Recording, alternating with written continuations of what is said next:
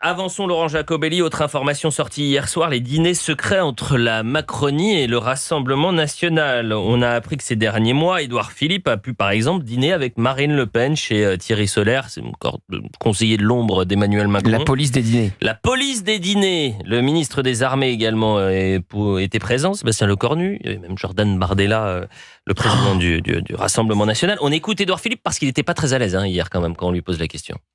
Nous avons dîné parce qu'on se connaît peu et on a dîné et on a constaté à l'occasion du dîner, qui était un dîner cordial, que nous avions des désaccords très profonds sur de très nombreux sujets. J'aime bien rencontrer les gens. Marine Le Pen fait plus de 30% à l'élection présidentielle. Ça ne me dérange pas de dîner avec elle. D'ailleurs, je pourrais dîner avec elle, je pourrais dîner avec Jean-Luc Mélenchon. Et à chaque fois, je leur ferai part de désaccords qui sont sans doute très profonds sur des sujets très nombreux. Alors, la police des dîners. Est-ce que vous avez déjà dîné, par exemple, avec Gabriel Attal ?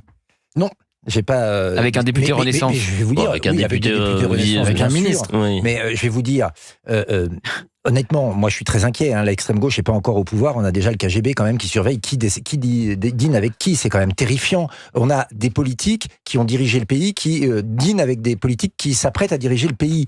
Si ça choque quelqu'un, moi je veux bien le comprendre. Ça ne veut pas dire qu'ils pensent la même chose. Ça ne veut pas dire qu'il y a un accord secret. Ça veut juste dire qu'ils ont mangé au même endroit en même temps.